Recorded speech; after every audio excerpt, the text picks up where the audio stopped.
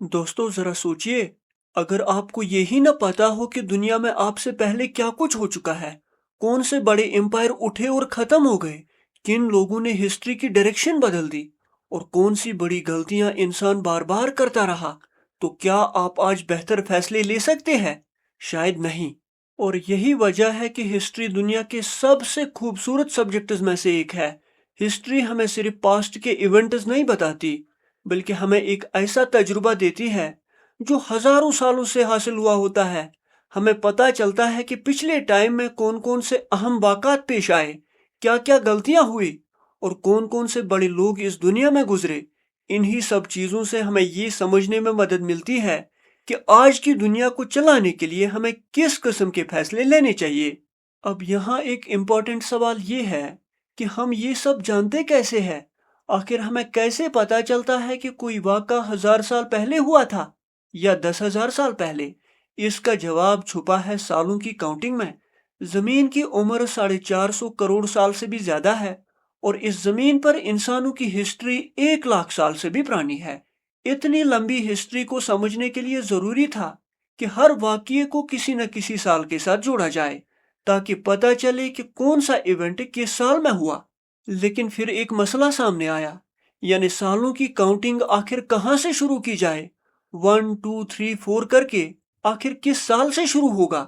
اس لیے حضرت عیسیٰ علیہ السلام کی پیدائش کے سال کو 0 ایئر مانا گیا۔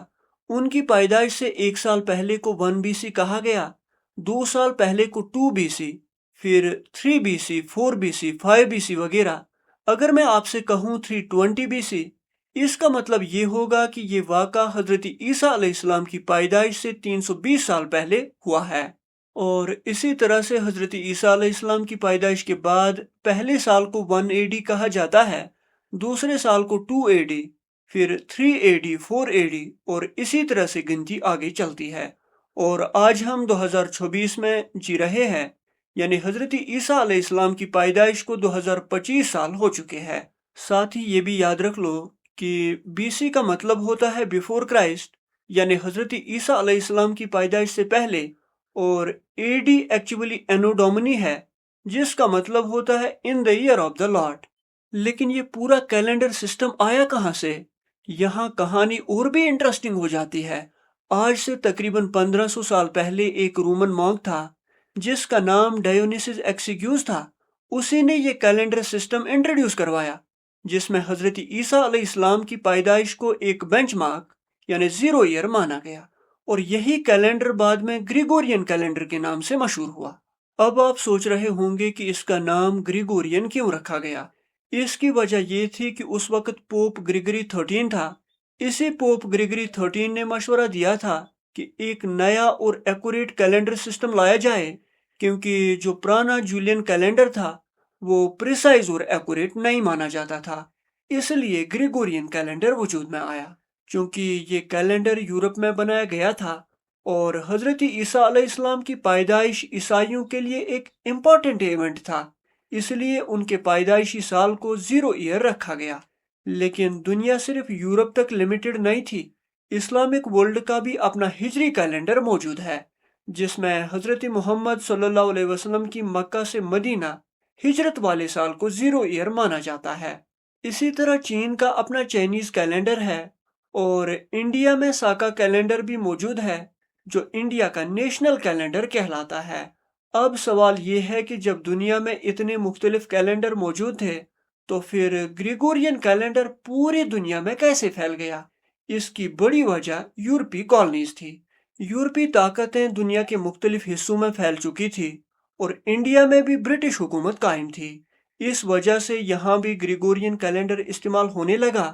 وقت کے ساتھ لوگوں نے محسوس کیا کہ اگر پوری دنیا میں ٹریڈ، کامرس اور کمیونیکیشن کو آسان بنانا ہے تو ایک کامن کیلنڈر کو ایکسپٹ کرنا ضروری ہے، اور اس طرح گریگورین کیلنڈر پوری دنیا میں عام ہوتا چلا گیا۔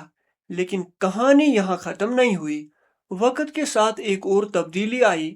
پہلے اس گریگورین کیلنڈر میں بی سی اور اے ڈی لکھا جاتا تھا، لیکن بعد میں پوری دنیا کے سکالرز نے مان لیا کہ یہ دونوں ٹرمز ایک پرٹیکولر ریلیجن یعنی کرسچینٹی کے ساتھ جڑی ہے، اس لیے بی سی کی جگہ بی سی ای اور اے ڈی کی جگہ سی ای استعمال کیا جانے لگا۔ بی سی ای کا مطلب ہے بیفور کامن ایرا، جبکہ سی ای کا مطلب ہے کامن ایرا۔ اس چینج کا مقصد یہ تھا کہ گریگورین کیلنڈر کو پوری دنیا میں ایک زیادہ سیکولر مائنڈ سیٹ کے ساتھ دیکھا جا سکے اور مختلف ریلیجنز کے لوگ بھی اسے آسانی سے ایکسیپٹ کر سکیں۔ اب چونکہ ہم سالوں کی کاؤنٹنگ اور کیلنڈر سسٹمز کو سمجھ چکے ہیں، تو آئیے ہیومن ہسٹری کے سب سے انٹرسٹنگ پارٹ یعنی پری ہسٹرک ایجز کی طرف چلتے ہیں۔ یہ وہ زمانہ ہے جب انسان موجود تو تھا لیکن لکھنا نہیں جانتا تھا، اس لیے اس دور کے بارے میں ہمیں کوئی بھی ریٹن ایویڈنس نہیں ملتی۔ اب آپ سوچ رہے ہوں گے کہ پھر ہمیں کیسے پتا چلا کہ اس زمانے میں کیا ہوتا تھا؟ اس کا جواب چھپا ہے ٹولز، کیوز اور پینٹنگز میں۔ آرکیولوجی کے ایکسپرٹز نے مختلف جگہوں سے ملنے والے ٹولز، راکس پر بنی پینٹنگز اور کیوز کی سٹڈی کی اور انہی کی مدد سے اس دور کی کہانی کو جوڑا۔ پری ہسٹرک ایجز کو 4 بڑے فیزز میں ڈیوائیڈ کیا گیا ہے، اور ان میں سب سے پہلا فیز ہے پیلیولیتھک ایج۔ پیلیولیتھک ایج کو کولڈ ایج، آئس ایج اور اولڈ سٹون ایج بھی کہا جاتا ہے۔ اس زمانے کے انسانوں کو پروٹو ہیومنز کہا جاتا ہے۔ لیکن انٹرسٹنگ بات یہ ہے کہ پیلیولیتھک ایج خود بھی 3 حصوں میں ڈیوائیڈ ہے۔ سب سے پہلا حصہ ہے لوور پیلیولیتھک ایج۔ اس دور کے ہیوی وزن والے اوزار مہاراشٹرا کے بوری سے ملے ہیں۔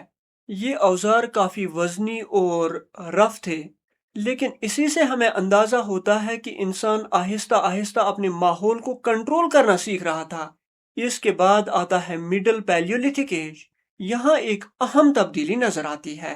اب اوزار پہلے کے مقابلے میں کم وزن اور زیادہ تیز دھار والے ہونے لگے تھے، یعنی انسان صرف زندہ رہنے کی کوشش نہیں کر رہا تھا بلکہ اپنے اوزاروں کو بہتر بھی بنا رہا تھا۔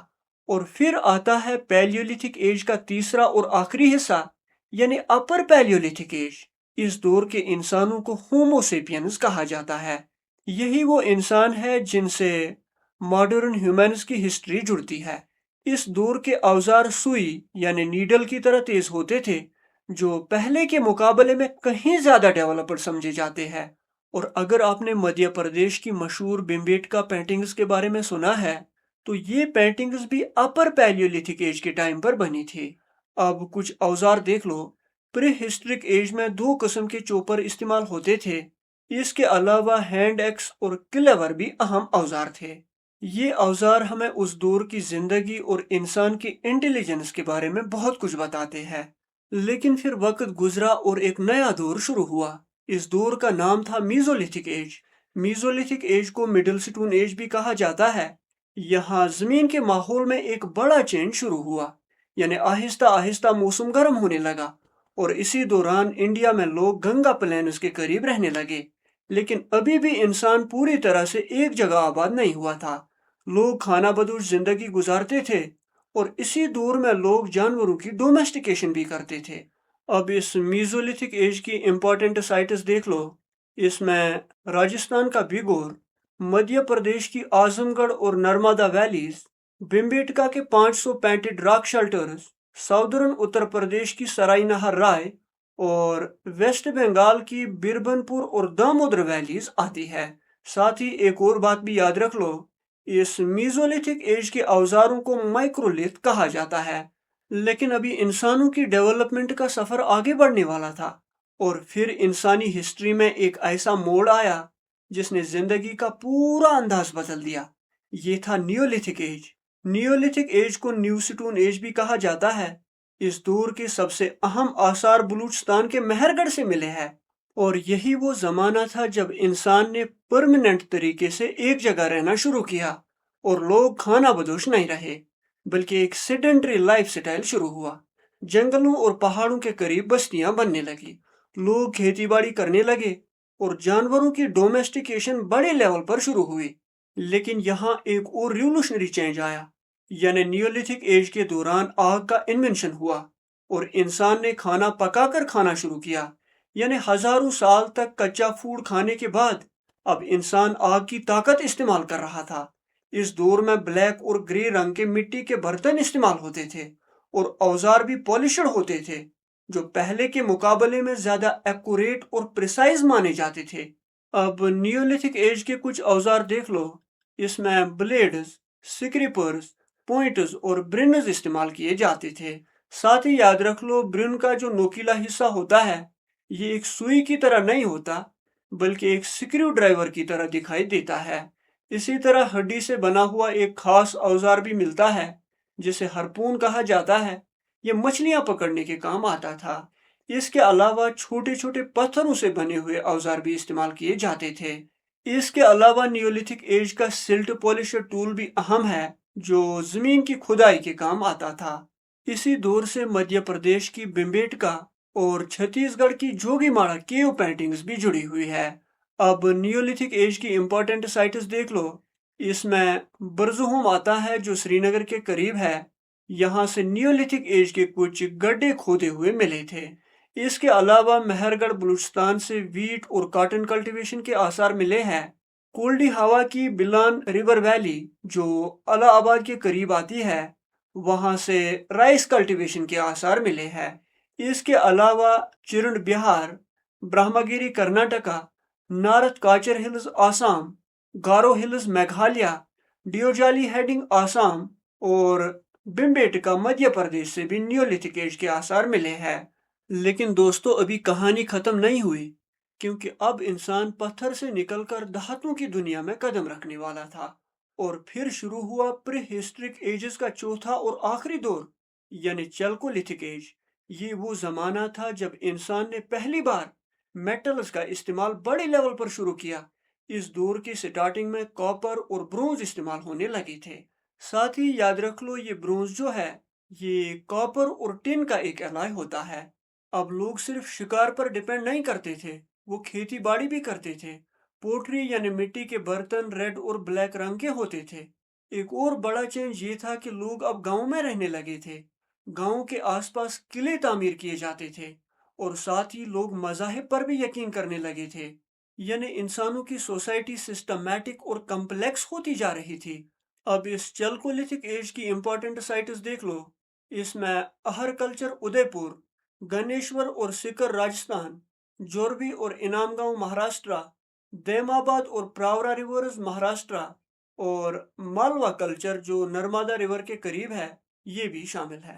ساتھ ہی پری ہسٹرک ایجز کی دو امپورٹنٹ کیوز بھی یاد رکھ لو، اس میں مدھیہ پردیش کی بھیمبیٹکا کیوز اور چھتیس گڑھ کی جوگی ماڑا کیوز آتی ہے۔ یہ جوگی ماڑا کیوز پہلی بدھسٹ سائٹ بھی ہے۔ اب میزولتھک اور چلکولتھک ایج کے یہ آرٹ دیکھ لو۔ ڈیفرنٹ سائٹس سے ملنے والے یہ آرٹ ہمیں بتاتے ہیں کہ میزولتھک ایج سے چلکولتھک ایج تک انسانوں کی تھنکنگ، ایکسپریشن اور سکل میں کتنا بڑا فرق آ چکا تھا، اور یہی فرق ہمیں بتاتا ہے کہ انسان صرف فزیکلی نہیں بلکہ مینٹلی، سوشلی اور کلچرلی ڈیولپ ہوتا جا رہا ہے۔ چلکولتھک ایج کی ختم ہونے کے بعد انڈس ویلی سیولائزیشن سٹارٹ ہوئی، اور انڈس ویلی سیولائزیشن کو برونز ایج بھی کہا جاتا ہے۔ Thank you.